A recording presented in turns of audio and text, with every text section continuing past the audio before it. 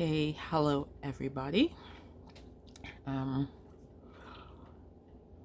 I feel like I need to bear a piece of my soul, so I thought I was appropriately dressed for that. So this video is going to contain an update on my health, so a cancer update, and it's going to contain some, I shouldn't call it coaching, but I'll call it coaching. So take what you want, leave the rest. I'm having a lot of feelings. I had a lot of feelings today. I had a doctor's appointment today. And I was sitting in the office, and this woman, she's a doll. This was my second appointment with her. Like you meet, I've had encounters with doctors that are, you just like, yeah, I'm not coming back here again, right? But not with her. It didn't feel like that at all. She was very open, really trying to get an idea of what's going on with me as the patient. She's an oncologist. So sitting in there, and we were talking about my test results and stuff, and I was feeling really good before. I was feeling really good when I went in, and I'm in there, but halfway through I'm just like, I don't feel good. And I realized that I was like, I could feel it. I could feel it welling up. I was starting to feel like a little fear, a little anxiety. And that was the signal. It was the feeling I was feeling in my body. So I wasn't even aware of what I was thinking, but the feeling was creeping up. And that I've learned to tune into, because for me, often that's the first sign. And what I realized today is I was feeding the what ifs, and she was great. Some doctors, I don't like their words, their choice of words when they talk to me. She was great. She was really great. Her choice of words, I'm like, thank you so much, for seeing that I'm the person that makes this decision. She was awesome. I don't know why maybe it's creeping up a little now, because I'm really in this place of, I know, I have enough evidence to back up my knowing, but I still question. So if you haven't seen any of my previous updates about my health and diagnosis and stuff, you may want to check those out, but I'll give a little gist of the journey till now, right? So this is February of 2023. In about March of 2021, I had a huge bout of, about a COVID, I don't call it a huge bout of COVID. It was really just a perfect storm, right? I had a tooth thing going on, which means I had a digestive thing going on. I've always had a digestive thing going on since I was like 11. It was a perfect storm. So I had COVID. It was really rough on my body. And the following 3 or 4 months were just amazing.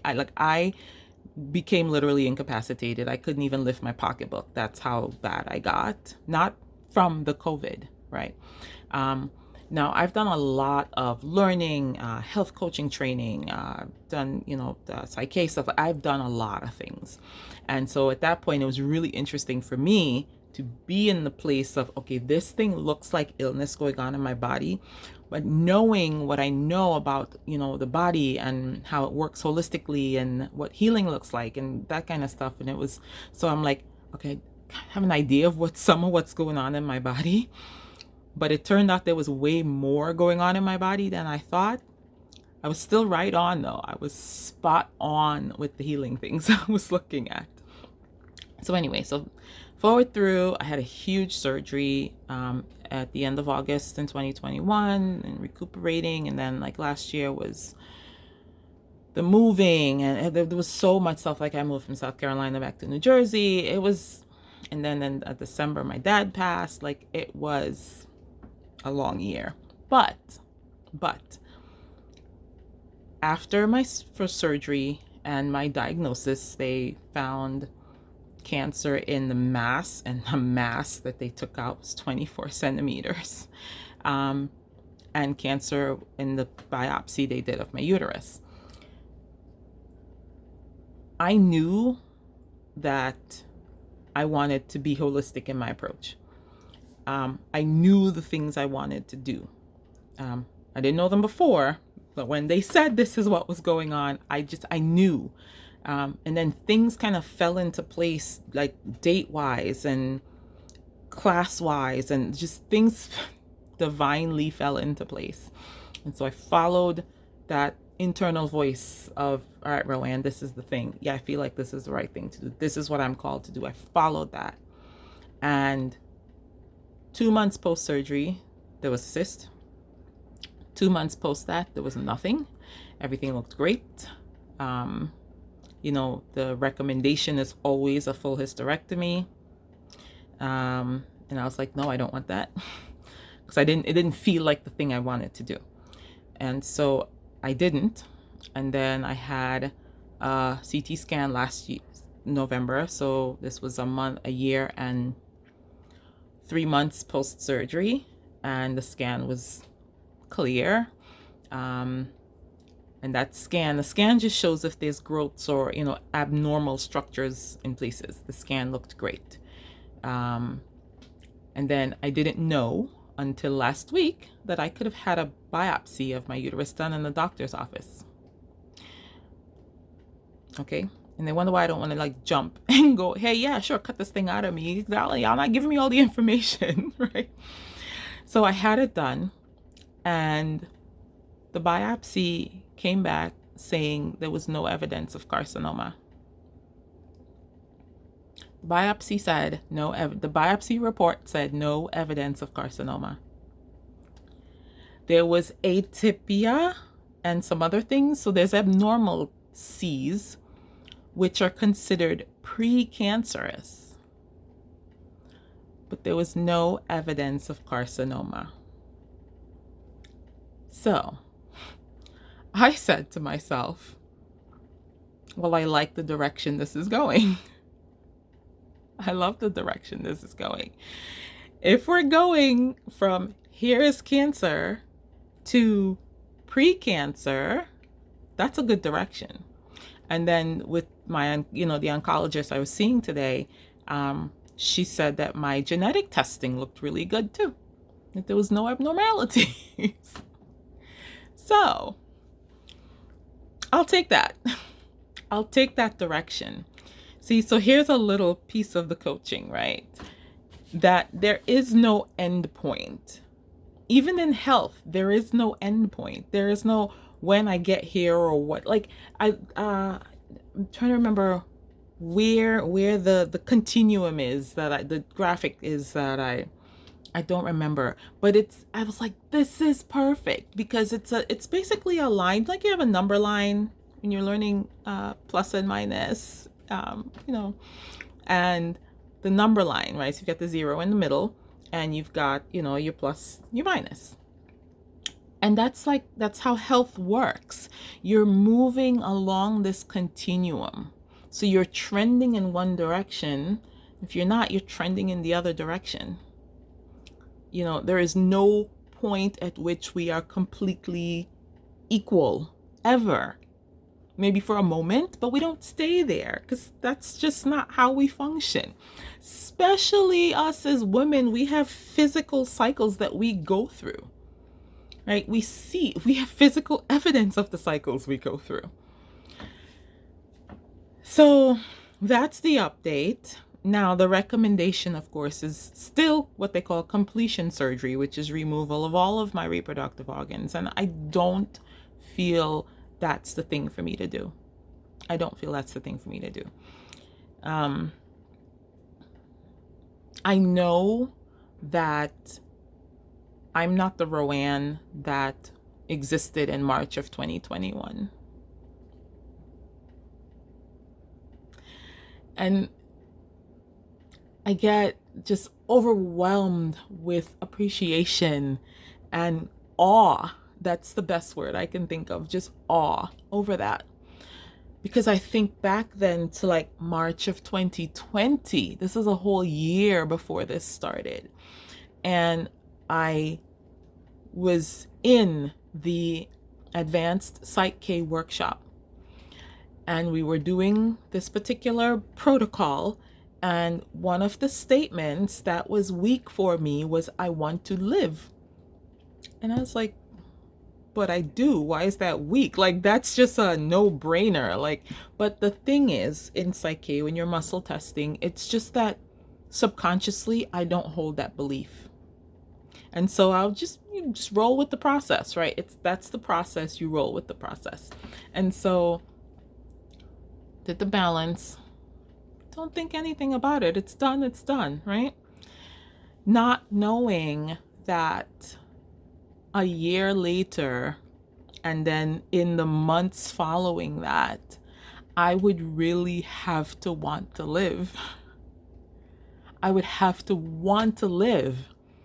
I mean, do you know what 24 centimeter mass is?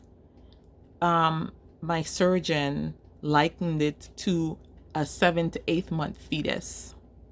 That is how big it was.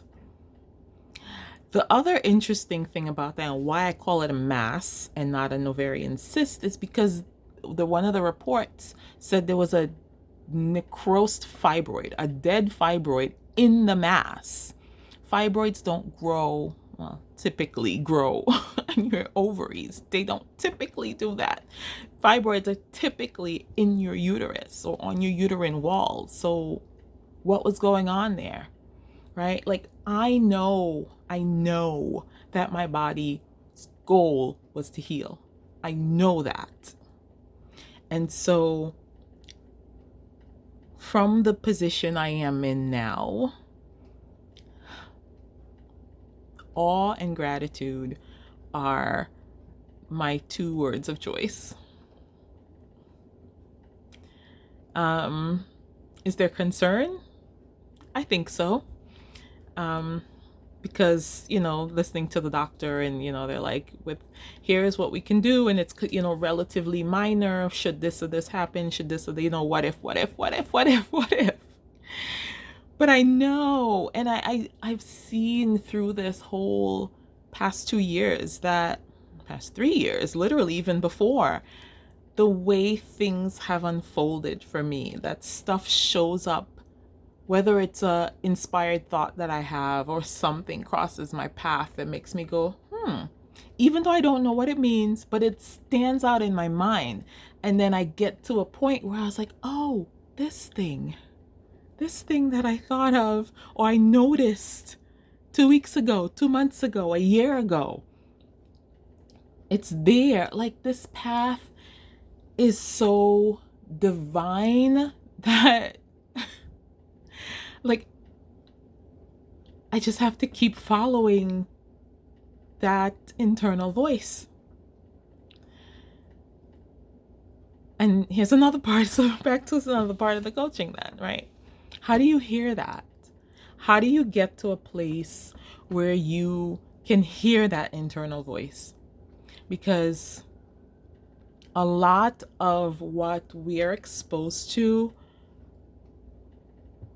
growing up numbs, it quiets, it kills our internal voice. I grew up in my younger years in Trinidad. And every time I think about like societies that stemmed from the British Empire, I think about the mentality that brought about that keep calm and carry on poster. The mentality that created that poster. This was the poster they used to boost the morale of their society during World War I or II. I don't remember. Right? But you've seen it. It was actually really popular among, like the handmade Etsy world, like 10, 15 years ago. It was everywhere. Keep calm and carry on. Doesn't matter what turmoil, right, is brewing inside you. Keep calm and carry on. And that's the society that I grew up in. You know, don't laugh too loud, stand in line, don't rock the boat. And so for me, it was so liberating because I've just always been a questioner. Even as a kid, I'm like, why is it like that? Why do we have to do things like that? I don't understand. Like, this doesn't make sense to me. You're not happy. Why do you want me to do the same thing you're doing and you're not happy? I don't understand. Um, I remember my grandma as an old woman. Old. Like, this was, I would say, in the last 10 years of her life. My grandma I say she learned to laugh, or she released her laugh, because she would laugh. This is the same woman that used to say to me that I laughed like what was the word she used? Oh my gosh, I can't remember the word. I can't remember the word. Basically, it was like a street woman. That's what it meant, right? She's like, I laugh like a jammet. That's what she used to say. Because I would be watching something, I would just, like laugh out loud if it was funny. And she's like, you're laughing like a jammet, I'm so loud and whatever. But in her later years, she did. She would give these full belly, like her whole belly would just, and she was a tiny woman, but she had a little belly and her whole belly would just, and she would laugh and laugh, just laugh. And it was so, like, that's one of my favorite things to remember about her. It just, like, that was joy to me. And to see that she could get to that place where she could do that, the thing that she used to chastise me for doing, right? That shows me, that's just more evidence to me that there is absolutely nothing, as Abraham Hicks says, nothing that we cannot be, do, or have. Nothing. And so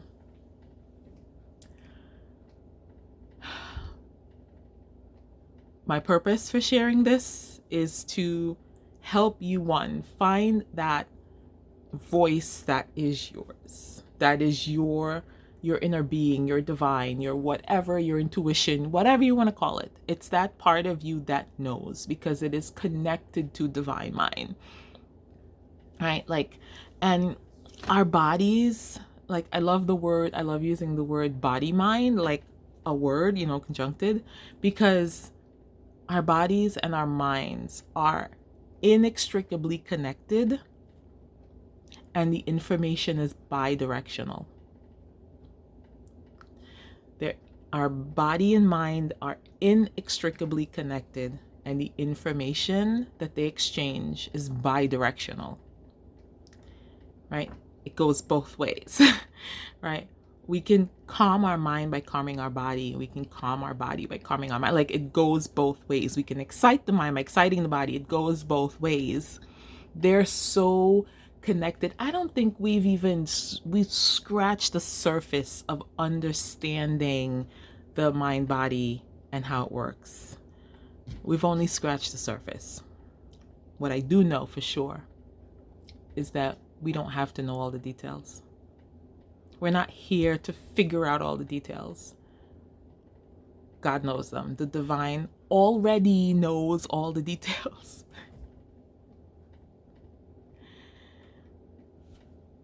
Our inner being knows all the details. We don't have to know all the details.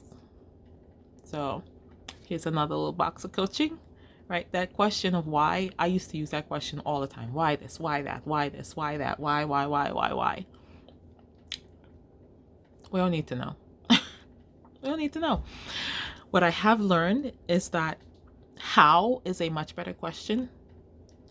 How I don't like this thing. So how can I change it? How can I feel different? How? And when we start like on that health continuum, right? Trending in one direction or the other, when you start trending in the direction of the how, figuring out the how, putting the how into practice, we get answers to the whys. We see the connections. The thing is, when we're in that space of stress, when we're in that this isn't working, whatever it is, we're disconnected from our divine mind. We're disconnected from our inner being. We're disconnected. We're in stress. We cannot get divine inspiration because we're stressed. We're disconnected. And so why I've actually in the past couple of years I've done this a lot, because I still ask why. I don't understand. That's another thing I say. I don't understand. And I go, you don't have to understand, Roanne. You don't. I don't know why. I don't need to know why. I don't need to know why. Always my I just want to trend in the direction of peace and joy. Like that's all I know I need, because with that, everything else is within reach for me. Everything else is literally right there. So that's my health update. And if you feel like you want something different, just point your life in that direction. You have to fix it. It won't happen tomorrow. It could happen tomorrow. But point your life in that direction.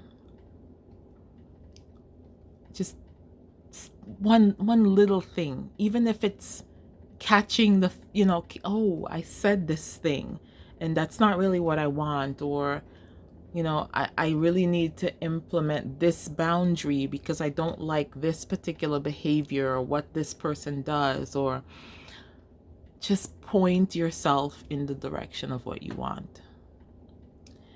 I love how Abraham Hicks explains that well-being is the only stream that flows. It's always well-being.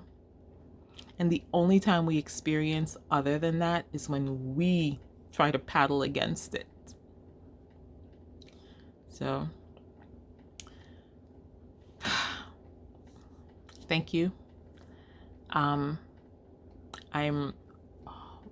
intention for myself is to move, since I'm trending, right? I'm trending in the direction I want, right? We've gone from Cancer to pre-Cancer. Now we're going to go to normal. That's what I want. That is what I want. And I am going to sit with my awe and my gratitude and point myself in that direction.